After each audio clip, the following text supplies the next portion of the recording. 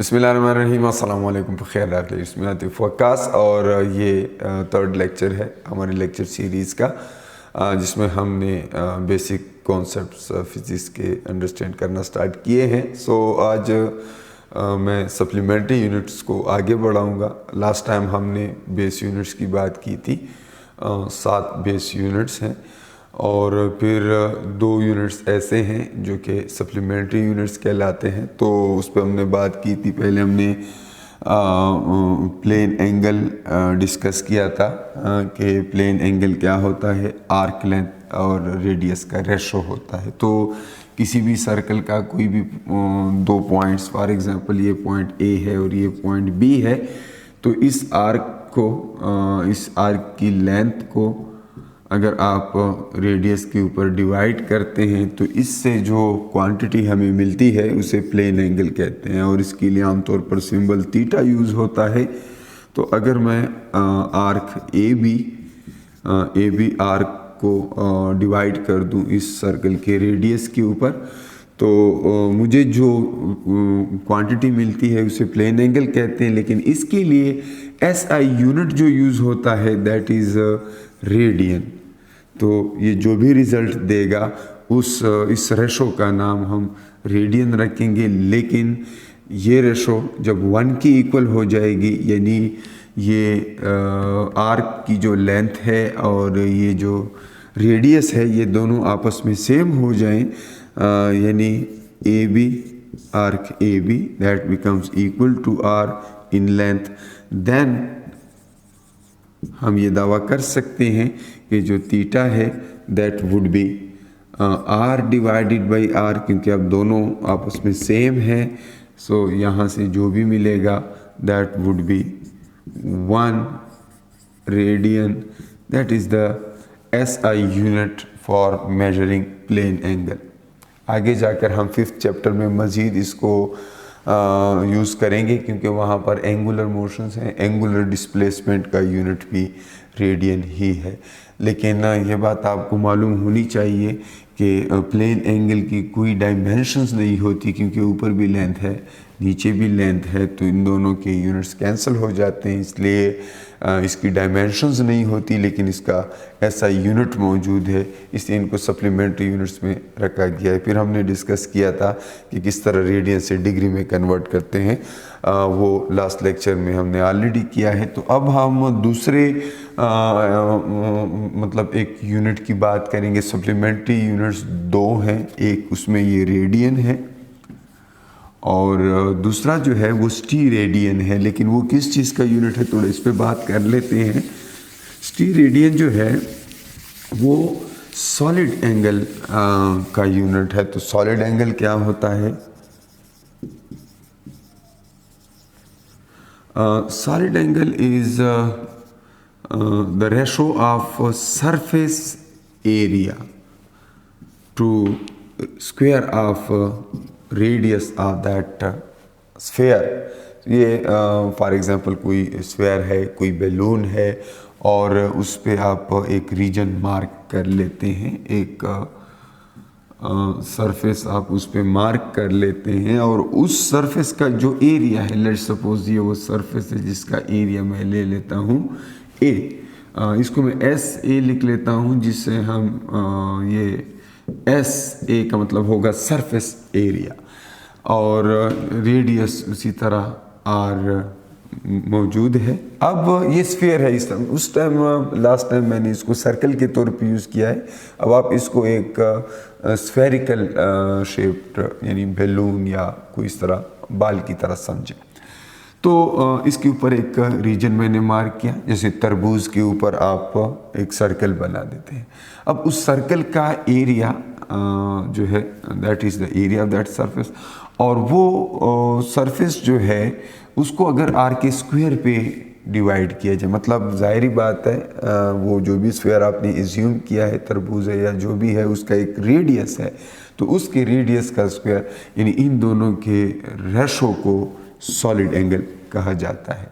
और ये अमूमन जो है न्यूक्लियर स्कैटरिंग के जो एक्सपेरिमेंट होते हैं जहाँ पर स्कैटरिंग इन्वॉल्व है, वहाँ पर हम इसको यूज़ करते हैं ख़ास तौर पर जब हम interaction of radiation with target जब हम स्टडी करते हैं तो हम उसमें ये देखते हैं कि कितना क्रॉस सेक्शनल एरिया जो है उस पर्टिकुलर टारगेट का एक्सपोज्ड है किसी रेडिएशंस के सामने, तो वहाँ पे इसको आमतौर पे यूज़ किया जाता है। दूसरा, इसको एस्ट्रोनॉमी में यूज़ किया जा सकता है। तो पहले हम इसको थोड़ा सा अंडरस्टैंड करते हैं कि ये होता क्या है। तो सॉलिड एंगल जो है इसको मैथमेटिकली इस तरह लिखा जा सकता है, ये ओमेगा, कैपिटल ओमेगा इसका सिंबल है, और it is the ratio of surface area to the square of radius. Now इसके लिए जो SI यूनिट यूज़ होता है इस क्वांटिटी के लिए, उसको हम कहते हैं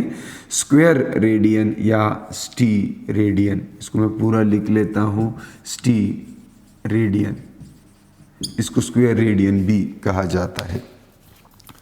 अब अगर मैं पूरे स्फीयर की बात कर रहा हूँ, या फॉर एग्जांपल अगर मैं चाहूँ कि यहाँ से 1 स्टीरेडियन को डिफाइन कर दूँ, तो 1 स्टीरेडियन कब आएगा? जब न्यूमरेटर और डिनोमिनेटर सेम हो जाएंगे।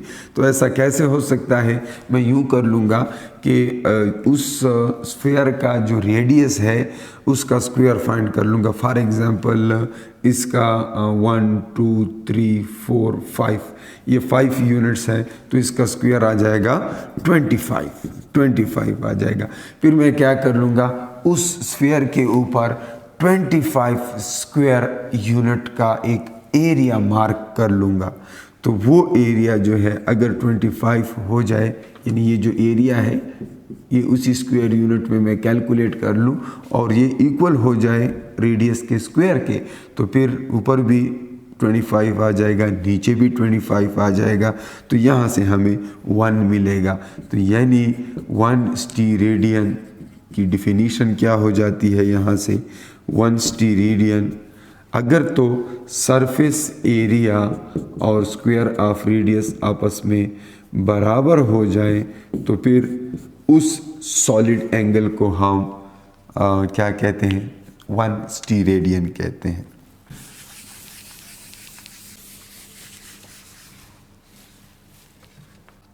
और अगर आप कंप्लीट स्फीयर के लिए देखें, यानी वो सरफेस पूरा स्फीयर हो, फॉर एग्जांपल पूरे स्फीयर के लिए आप देखें तो पूरे स्फीयर में ये होता है कि सरफेस एरिया, पूरे सरफेस का एरिया जो है that is equal to 4 pi square of R, 4 pi R square.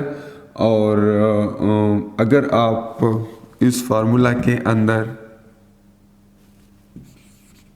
Putting कर लें, सरफेस एरिया की जगह 4 पाई आर स्क्वायर लिख लें और आर स्क्वायर डिनोमिनेटर में लिख लें, तो ये इतने स्टीरेडियंस जो है आएंगे 4 पाई। तो एक कंप्लीट स्फीयर के अंदर 4 पाई स्टीरेडियंस होते हैं, ठीक है। तो 1 स्टीरेडियन जो है वो मैं रिवाइज कर दूं कि मैंने कहा कि अगर सरफेस एरिया और आर का स्क्वायर जो है आपस में बराबर हो जाते हैं तो फिर इसको हम 1 स्टीरेडियन कहते हैं। और अगर हम पूरे स्फीयर की बात करें तो उसमें 4 पाई स्टीरेडियन होते हैं। पाई जो है 3.14 की इक्वल है, ये कांस्टेंट है, ये आप जानते हैं, पाई इज 3.14, ठीक है। तो इसके बाद हम बात करेंगे इंतहाई इम्पोर्टेंट कॉन्सेप्ट की। और अक्सर जो क्वेश्चन आपके मुख्तलिफ टेस्टों में आते हैं वो इसी कॉन्सेप्ट पे बेस्ड होते हैं। And the concept is dimensions of a physical quantity. अब बहुत से स्टूडेंट्स जो हैं, चूँकि ये टेक्स्ट बुक में एंड में है तो ये इसको एंड में करते हैं, लेकिन मैं सजेस्ट करूँगा कि यूनिट्स को अंडरस्टैंड करने के बाद आप डायमेंशंस पढ़ लें। डायमेंशंस यूज़ करते हुए आप डिराइव्ड क्वांटिटीज़ को in terms of base quantity लिख सकते हैं। फिर मुख्तलिफ कभी कभी यूनिट्स दिए जाते हैं कि फॉर एग्ज़ाम्पल वाट को in terms of base units express करें, तो उसके लिए डायमेंशंस की ज़रूरत पड़ती है। तो हम क्विक रिव्यू लेंगे डायमेंशंस क्या होती हैं। डायमेंशंस जो हैं of a physical quantity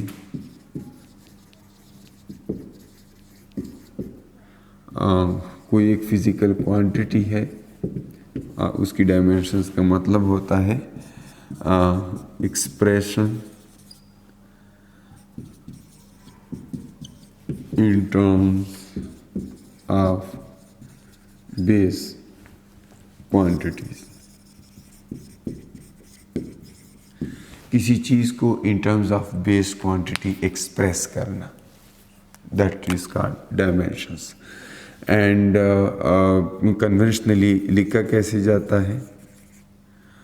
conventional जो उसकी नोटेशन है,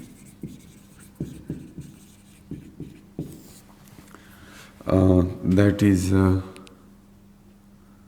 दो चीज़ें इसमें होती हैं। अगर आप किसी क्वांटिटी का, मैं फॉर एग्जांपल Q एक क्वांटिटी है और आप चाहते हैं कि इसकी डायमेंशंस लिखें, तो इसमें दो चीज़ें होती हैं, एक होता है डायमेंशनल फार्मूला, एक होती है डायमेंशनल इक्वेशन।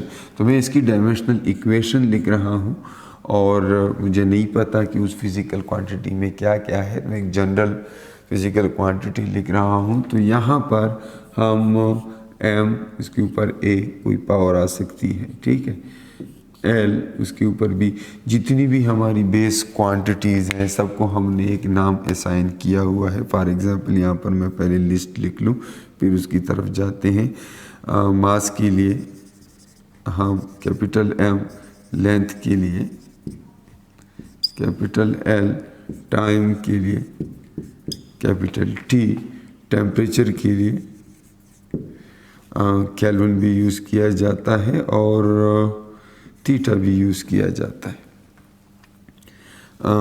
फिर इस तरह इनको हम स्क्वायर ब्रैकेट्स में बंद करते हैं कन्वेंशनली, ठीक है, ये या ये।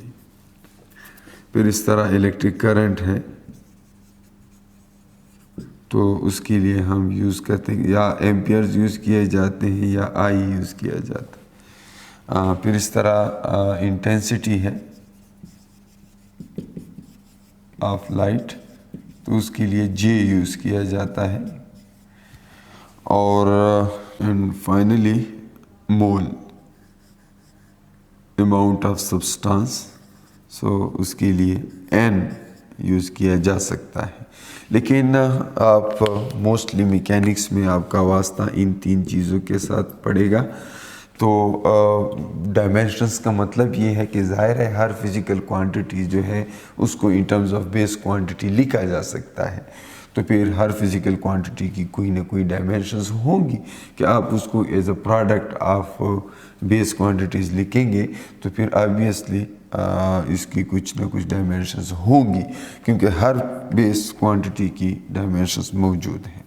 तो मैं यहाँ पर कोई फिज़िकल क्वांटिटी लिख रहा हूँ, इसकी डायमेंशनल इक्वेशन लिखना चाहता हूँ। m के ऊपर कोई पावर आएगा a, ये 1 हो सकता है, 2 हो सकता है, -1 हो सकता है, -2 हो सकता है, 1/2 कुछ भी इसकी पावर हो सकती है, बट ये मास की कोई पावर होगी। फिर इस तरह लेंथ है, फिर इस तरह टाइम है, ठीक है, सी। फिर इस तरह अगर उस क्वांटिटी के अंदर टेम्परेचर भी मौजूद है तो फिर यहाँ पर थीटा आ जाएगा और उसके ऊपर कोई डी है, और अगर वहाँ पर फॉर एग्जांपल करंट भी मौजूद है तो यहाँ पर आई आ जाएगा और उसके ऊपर कोई और पावर है। ये पावर सेम भी हो सकते हैं, डिफरेंट भी हो सकते हैं, हर क्वांटिटी के लिए अपना हिसाब होता है, लेकिन बहरहाल आई के ऊपर फॉर एग्जांपल ई है। तो इस तरह as a product of base quantity आप किसी फिजिकल क्वांटिटी को लिखते हैं तो इसको हम कहते हैं dimensions of that physical quantity.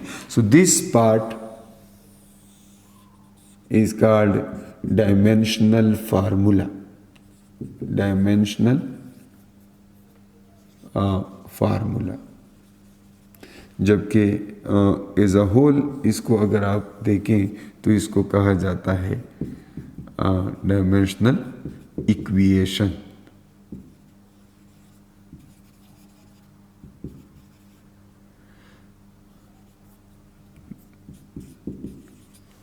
ठीक है।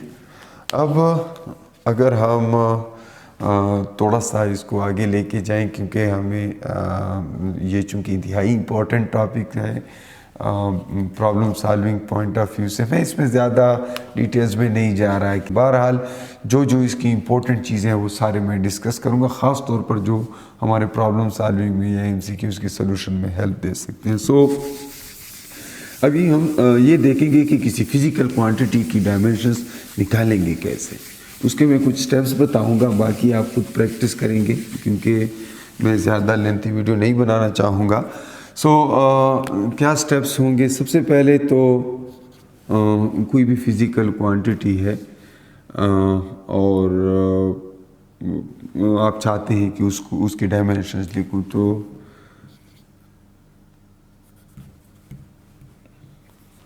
write any formula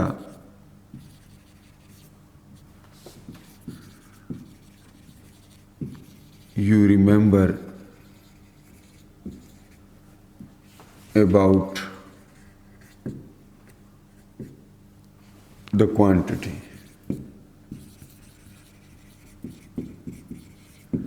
for example आपसे किसी फिज़िकल क्वांटिटी के बारे में कहा गया है कि उसके डायमेंशंस लिख लें, तो फिर आप उस फिज़िकल क्वांटिटी का कोई भी फार्मूला आपको याद आए वो लिख लें।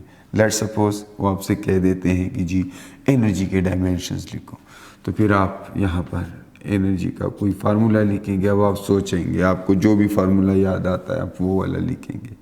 मुझे इस वक्त एनर्जी के बारे में फार्मूला याद आता है ½ mv²। Kinetic energy is energy.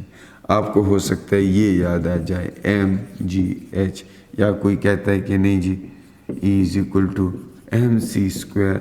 कोई भी एनर्जी का फार्मूला जो आपके लिए आसान हो वो लिख लें। It may be any formula. So इनमें से कोई एक आप चूज़ कर लें, ठीक है। तो मुझे आसान ये वाला लगता है तो मैं ये वाला चूज़ करूँगा। याद रहे जब हम डायमेंशंस लिखते हैं ना, तो इसमें इस चीज़ का कोई रोल नहीं होता कि यहाँ पर 1/2 है या पाई है या k है। अगर तो इसकी कोई डायमेंशंस नहीं है तो इसका कोई रोल भी नहीं है, ठीक है। तो वो हम बाद में इसकी फर्दर डिटेल्स देखेंगे जो इम्पोर्टेंट चीज़ें हैं इसमें, लेकिन फ़िलहाल ये याद रखें कि ये इग्नोर किया जा सकता है जिस कांस्टेंट नंबर। तो इसमें से मैं ये वाला चूज़ कर लेता हूँ और मैं चाहता हूँ कि मैं मालूम करूँ कि एनर्जी की डायमेंशंस क्या है। ये फार्मूला मैंने चूज़ किया, पहला स्टेप, ठीक है, that is equal to energy. Now in second step express all the quantities in the formula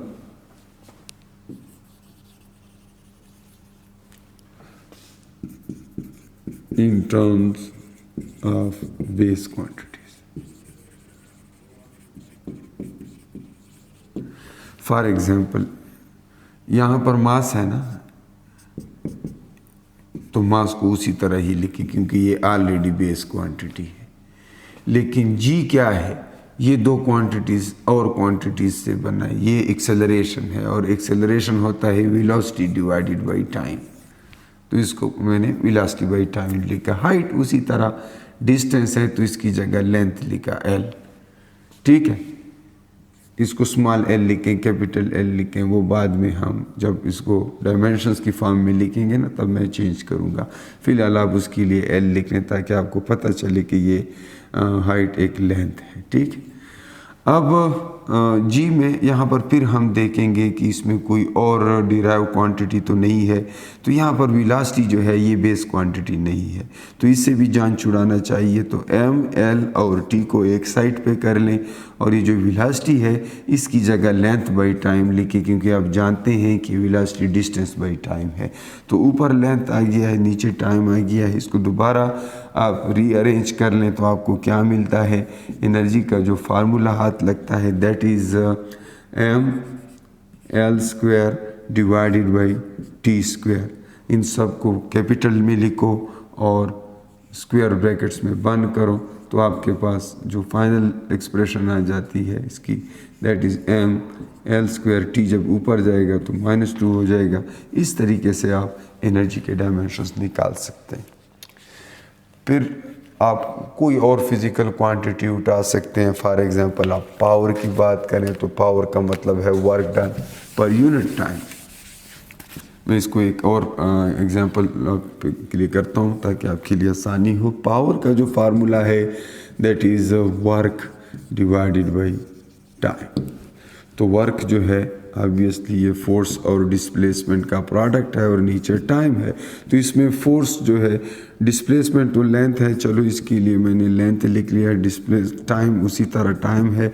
force derived quantity है, तो मैं सोचूंगा कि फोर्स के लिए क्या लिखूं ताकि ये डिराइव्ड क्वांटिटीज़ ख़त्म हो जाए और हमारे पास सिर्फ बेस क्वांटिटी आ जाए।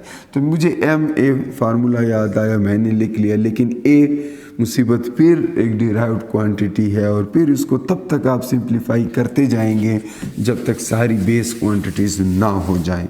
ये थोड़ा सा लेंथी हो सकता है लेकिन ये इंतहाई आसान मेथड है और अगर आप जल्दी जल्दी कर सकते हैं तो इसमें इतना टाइम नहीं लगता, लेकिन ये है कि इसमें गलती की गुंजाइश ही नहीं रहती।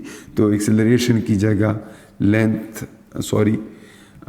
वेलोसिटी और डिवाइड बाय टाइम लिखूंगा। नीचे एक टाइम पहले से मौजूद था, लेंथ अपनी जगह पे आएगा, तो ये पावर हो जाएगा। और फिर अब v फॉर वंस अगेन जो है डिराइव्ड क्वांटिटी, इसको फर्दर सिंप्लीफाई करते हैं तो L/T एक v की जगह आ जाएगा, ठीक है। और बाकी जो चीज़ें हैं, L ऊपर एक मौजूद था, नीचे 2T ऑलरेडी मौजूद थे, ठीक है। तो अब हमारे पास सिर्फ बेस क्वांटिटीज़ रह गई हैं। तो मैं क्या करता हूँ, सबको कैपिटल में लिखता हूँ, सिंप्लीफाई करता हूँ और हमारे पास पावर की डायमेंशंस आ जाती हैं। अब अगर आप चाहते हैं ना कि वाट को in terms of base quantity लिखूं, तो वाट पावर का यूनिट है 1 वाट, और यहाँ पर m है तो इसके लिए किलोग्राम लिखो, यहाँ पर लेंथ है तो इसके लिए मीटर स्क्वायर लिखो, यहाँ पर टाइम है तो इसके लिए सेकेंड -3 लिखो। तो डायमेंशंस मालूम हो जाएं तो फिर डिराइव्ड जो है यूनिट्स को in terms of base units express करना इंतहाई आसान हो जाता है। यहाँ पर आप जाउल को, यानी 1 जाउल है तो इसको आप इन टर्म्स ऑफ बेस यूनिट्स लिखना चाहें तो m की जगह किलोग्राम आएगा, ठीक है। इसमें ब्रैकेट लगाने की ज़रूरत नहीं होती। 1 किलोग्राम, लेंथ की जगह मीटर स्क्वायर, टाइम की जगह सेकेंड -2, और ये आपको joule in terms of base unit आपने लिख लिया। तो इंतहाई आसान है, आप इसकी प्रैक्टिस करें। मैं नेक्स्ट क्लास में जो है बाकायदा डायमेंशन एनालिसिस के कहाँ पर एप्लीकेशंस हैं और इसमें क्या क्या लिमिटेशंस है वो डिस्कस करूँगा। आज के लिए इतना काफ़ी था, ज़्यादा लेंथी हो जाएगा तो फिर मज़ीद आप इसको नहीं कर पाएंगे। लेकिन यहाँ से एक चीज़ आपको बता दूँ, आप प्रैक्टिस कर लें, वो फिज़िकल क्वांटिटीज़ ढूंढें जिनकी डायमेंशंस आपस में सेम होती हैं, ये ज़्यादा इम्पॉर्टेंट है। और ऐसी फ़िज़िकल क्वांटिटीज़ ढूंढें जिनकी डायमेंशंस नहीं होती, जैसे रिफ्रैक्टिव इंडेक्स, जैसे मैग्नीफिकेशन, जैसे आपके पास प्लेन एंगल, सॉलिड एंगल। इस तरह बहुत सारी फ़िज़िकल क्वांटिटीज़ हैं जो ऊपर और नीचे दोनों सेम फ़िज़िकल क्वांटिटीज़ होती हैं तो उनकी डायमेंशंस नहीं होती, तो ऐसी क्वांटिटीज़ ढूंढें। फिर मज़ीद इसमें हम नेक्स्ट क्लास में देखेंगे कि क्या इसकी एप्लीकेशंस हैं और क्या लिमिटेशंस हैं। Thank you.